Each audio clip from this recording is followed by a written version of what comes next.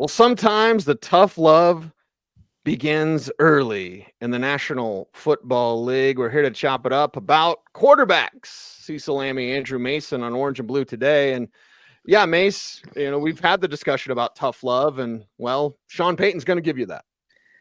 He's going to give that to you, and he's going to give it to you as soon as he meets you, as this year's quarterback class found out. We heard some of this at the Combine. Michael Penix Jr. talking about how they focused on the negative, the bad plays. So you figure Sean Payton and the Broncos were talking about a lot of stuff from the national championship game with Michael Penix Jr. And then with your guy, Spencer Rattler. Let's see what I did there. Rattler said that the session he had with the Broncos was the toughest one he had. In terms of the prep that he had to do, not only how they question him, but also they sent him the reams of info the day before 5 p.m. As Sean Payton has said, it was actually 3 days. Basically, he sends 3 days of install to quarterbacks before you meet them. Just, again, trying to figure out the breaking point. Like, how much can they ingest before it's, enough? Right. Intentionally knowing that they're not going to pass it. It's basically you're giving them stuff for a test and you're knowing they're not going to pass, but how far do they get? Is it 60%, 75%, 35%? That's the thing. And also kind of how they handle it, how they handle getting to a point of study and realizing, okay, I'm not going to get all this down. Like, how do you deal with that little bit of a frustration and adversity as well? That's part of the equation. That's part of the equation, Mason. I'm so glad I get to introduce this word to the show, and hopefully I'm doing it correctly. But it's apophatic, right? It's apophatic. You study and you understand what something is through what it is not.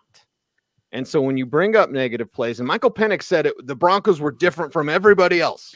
Mm-hmm. When we talked to Penix at the Combine and we got that quote, the Broncos, it's apophatic. When you study, whether it's spirituality, which I'm obviously big into, or whatever, study anything in life. What is it based on what it is not? It's apophatic knowledge. And that's what the Broncos had to find out. What do you know?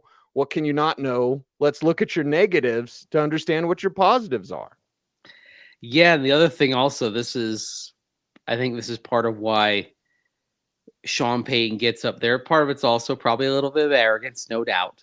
Sure. Gets up there at the Combine and says that he believes their way of evaluating quarterbacks is going to give him less of a chance of missing on this. He said we're better at it, right? Yes. We're better at this than others.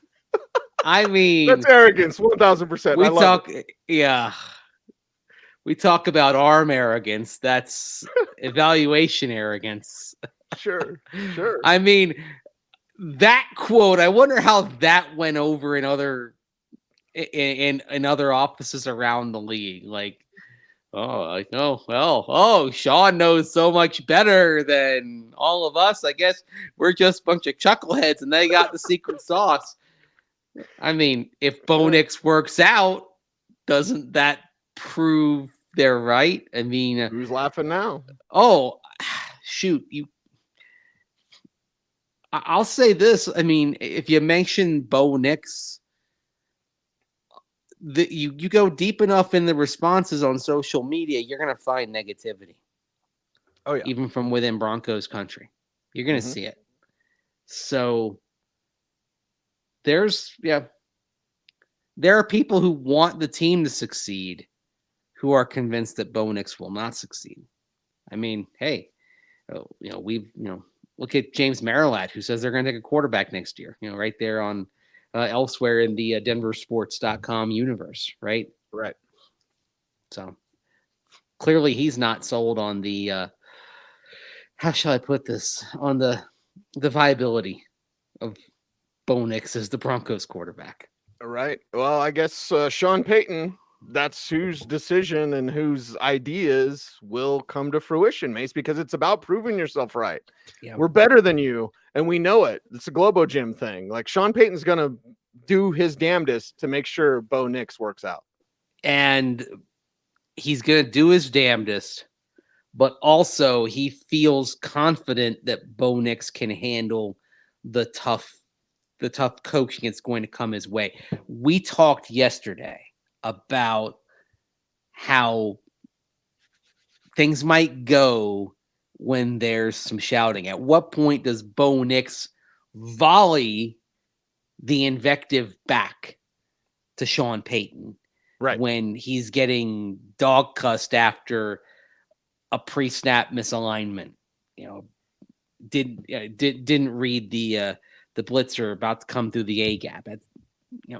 There's gonna be that moment. How do you handle it? Because hey, I'm not gonna lie, it's not for everybody. Like with me, like if someone gets on me like that, I probably crater for about an hour. Not I'm a sponge. I absorb it, and it's to my detriment a lot of the time. I would say for me as a former athlete, it's like I like getting chewed out as long as I get the pat attaboys. That's the thing. It can't be all negative. It's gotta come with some. I can handle it if it comes with some reassurance. I can't handle it without that. Will Sean give Bo Nix reassurance? Ooh. Or is that Davis Webb's job? It's Davis Webb's job, and also not in the heat of battle. And maybe that's part of it. Maybe with Sean, the reassurance is going to come on Monday or Tuesday in a calmer light than the chaos of being in a game where emotions run high and you're not always thinking clearly in a game environment like it. This is why I sometimes think to myself that if you're a play caller, you should be upstairs. Like I always thought that Vic Fangio, he would complain about being on the field and how he couldn't see the defense. And I'm like, well, why do you have to be on the sideline? It's the whole thing. Oh, well, head coach on the sideline. Oh, try something different, because business as usual works so well in the Vic Fangio era, right? 7-9, 5-11, 7-10. Yeah. Spicy Mace today. Keeping things status quo works so well. I do wonder if, when Vic is sitting there on a cold December night watching Christmas Love and the Seven Loves on Hallmark Channel or whatever the heck they do, like if he thinks to myself, I wish I'd tried coaching from the booth for a bit, just to see, right? To me, it's like if you fail, but you try everything. I feel better. Like, okay, I tried this and it didn't work. I tried that. I tried the other. You kind of figured it out. If you just did the same thing, then I think you've got some regret over not trying the other things that were in your mind. Sean Payton's going to try what he can to get Bo Nix out there. And here's the thing about tough love as well. Mm-hmm. If Jarrett Stidham starts week 1, it's not bad for Bo Nix, because all roads lead to Bo Nix, as you and I often say. Jarrett Stidham starting week 1 is not necessarily tough love, but it's just, okay, was he better than you? Do you need more time? You mentioned how he needs to observe. Like, actually, Jarrett Stidham starting week 1 can be a benefit for Bo Nix, because this team is going to be very careful when it comes to putting Bo Nix in the right spot. There's another situation here that you think about. It's not the easiest thing to start a rookie and then go to the veteran and then go back to the rookie. True. And that's another thing that comes into play as well. Generally speaking, you got one of those arrows.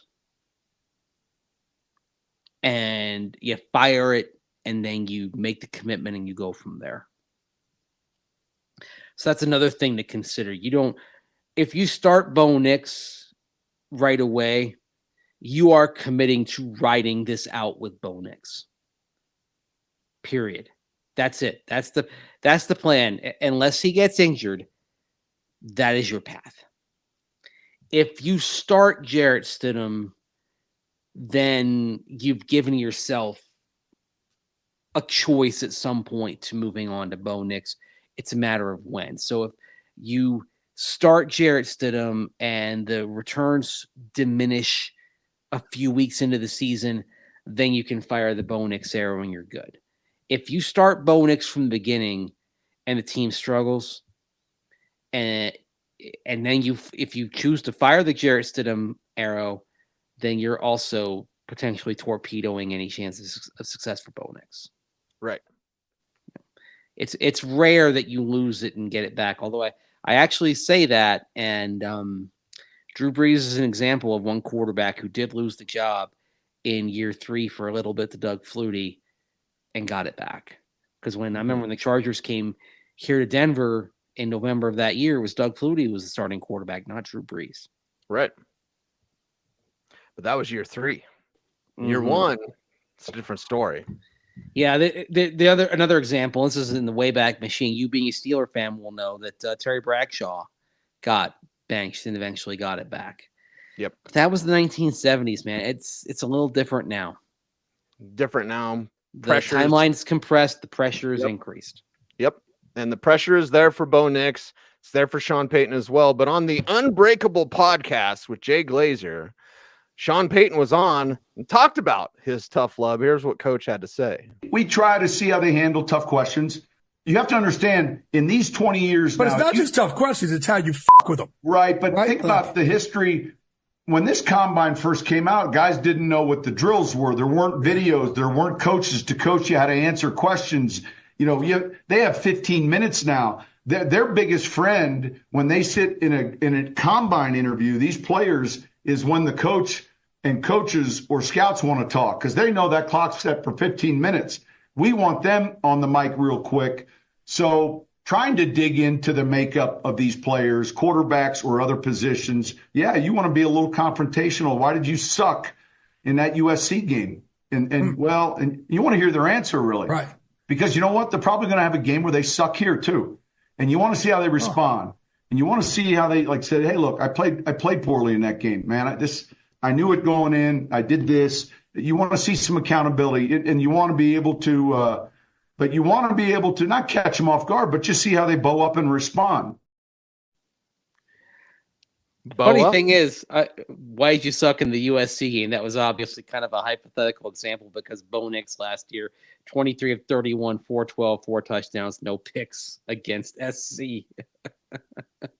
All right. So how did Bo Nix bow up? It almost goes back to our conversation we've had about when you're going to dog cuss back, when you're going to bow up. Mm-hmm. And for Nix, how much time did they spend talking about Auburn? Do you think? Mm-hmm. There were some early struggles at Oregon. Ooh. Certainly his first game at Oregon wasn't great. I would say if you're doing that with Bo Nix, you're asking about the Georgia game, which was his first game there. Yes. And they lost. They got hammered. They lost 49-3, 2 picks and no touchdowns, completed under 60% of his passes. I imagine that's one of them you asked about. And think about that young man trying to reclaim the Auburn, put Auburn behind him, and then that game happens. Yes. And that game coming on the heels of a game the previous year when he was at Auburn against Georgia that also wasn't great as well. That was another game where he didn't have a touchdown pass, had a pick, got sacked a bunch of times. That's the sort of thing. You imagine the way we'd say it is that Sean, he's coming in hot, right? And if you don't know what to expect, it's going to catch you off guard. I have a gentle way of asking about that when I talk with a prospect. My question, what do you need to work on? Right. I always say, what do you do well? But I also say, what do you need to work on? Mm-hmm. It's sort of you put a little honey on it before you get to the crap. What also shows, but even then, I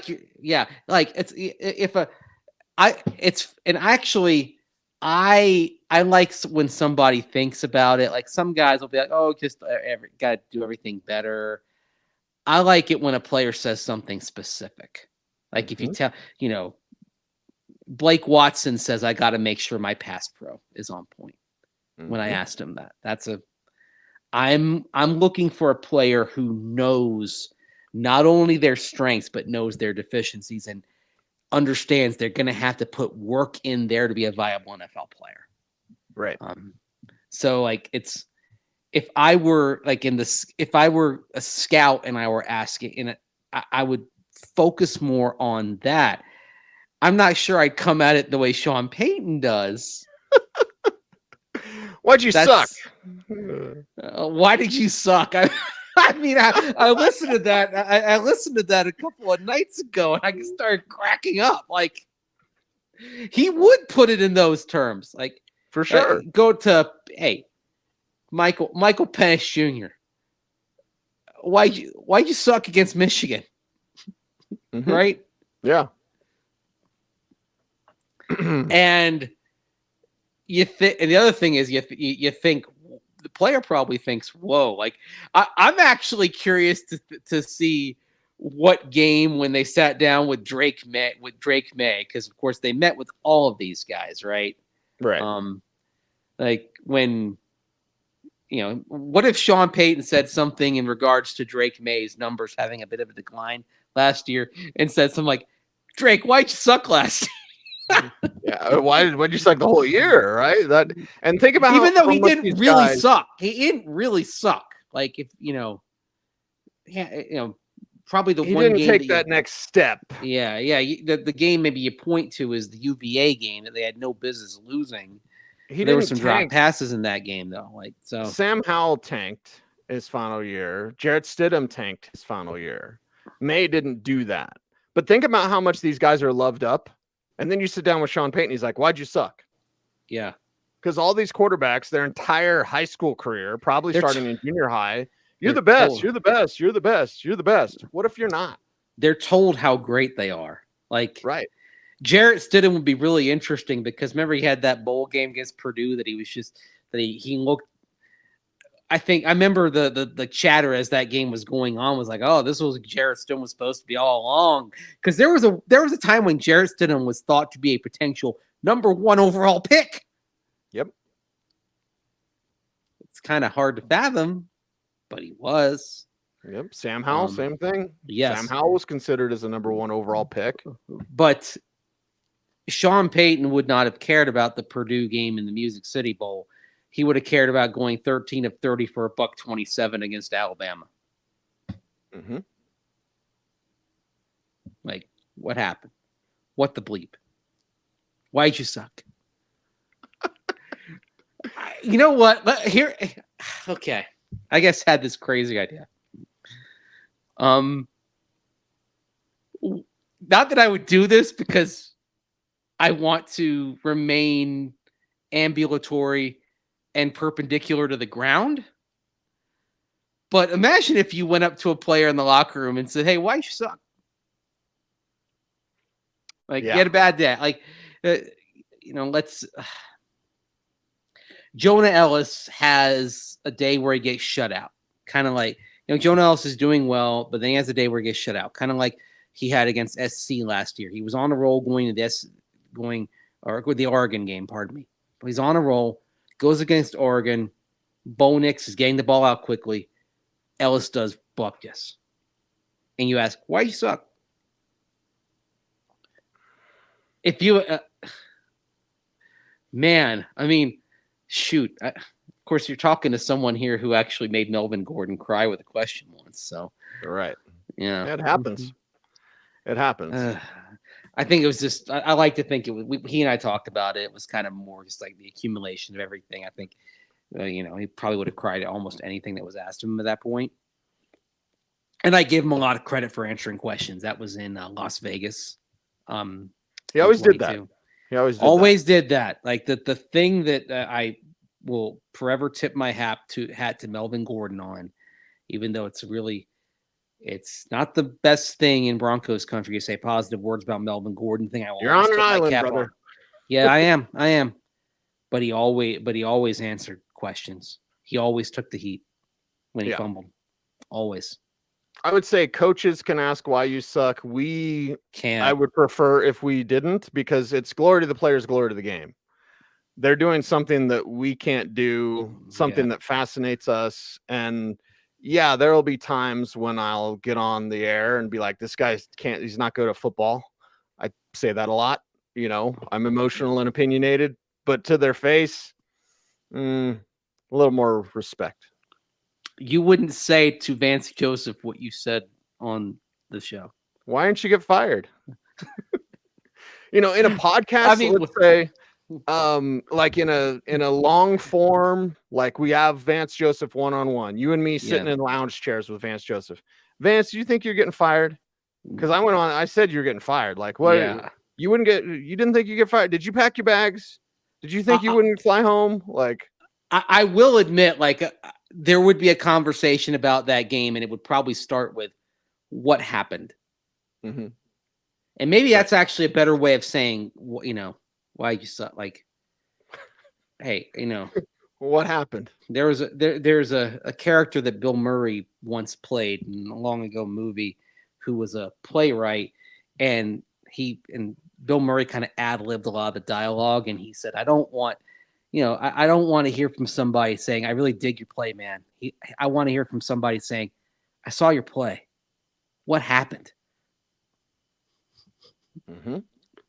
What happened? Yes. What happened with these quarterbacks is, well, you got some tough love from Sean Payton. Yes. Now Bo Nix from the beginning. And this is the thing. Now, Bo Nix being here means he passed test A, which was when Payton brought him into the suite at Lucas Oil Stadium in Indianapolis and probably said something along the lines of, dude, what happened when you played Georgia your first game at Oregon? Why'd you suck? Mm-hmm.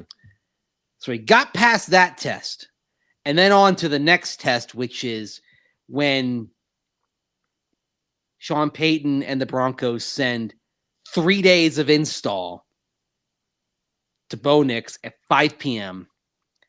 and try to figure out how much he can ingest overnight. And then quiz him in the midst of working him out as well. If Bo Nix succeeds, Cease, do you think teams are going to borrow some of this in their quarterback evaluation? 1,000%. Because Sean Payton had that arrogance at the combine about the Broncos methodology.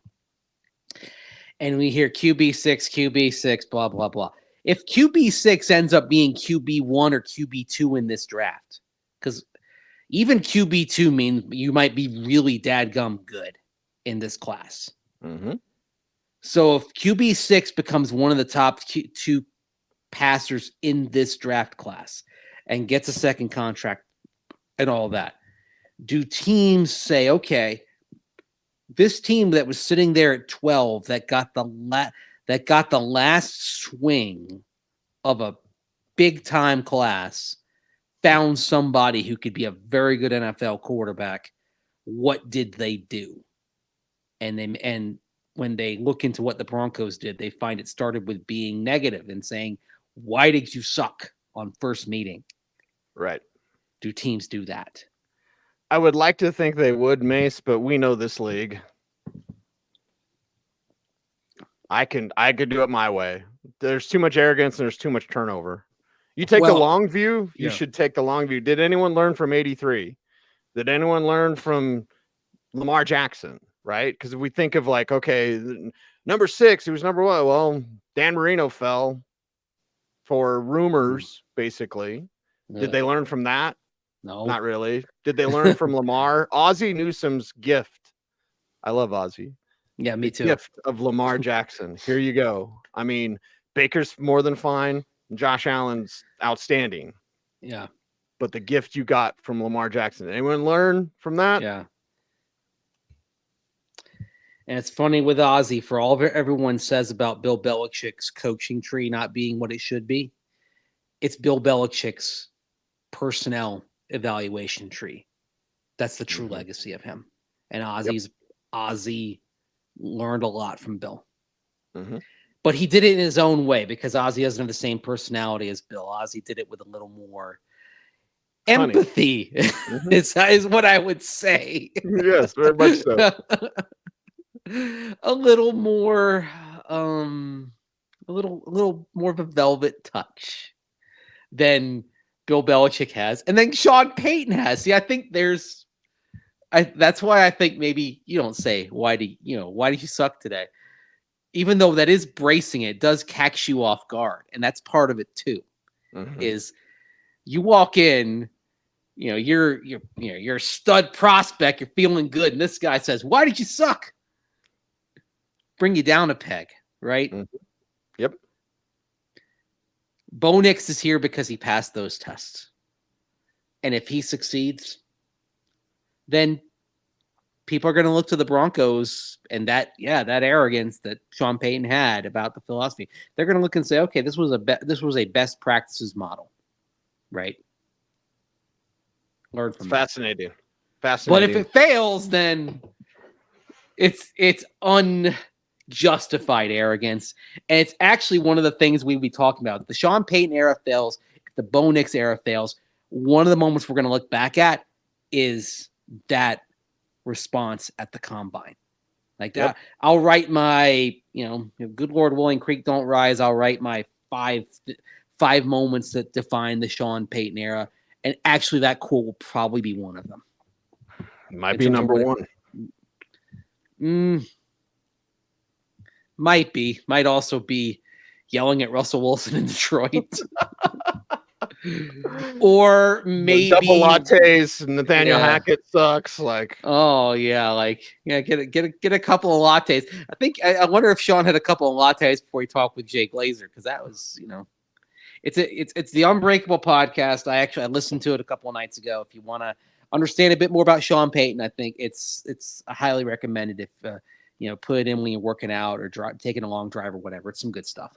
Right. Highly recommended that you help us out on YouTube. How can you do that, Mace? Like, comment, share, subscribe, hit that notification bell so that you never miss a vid.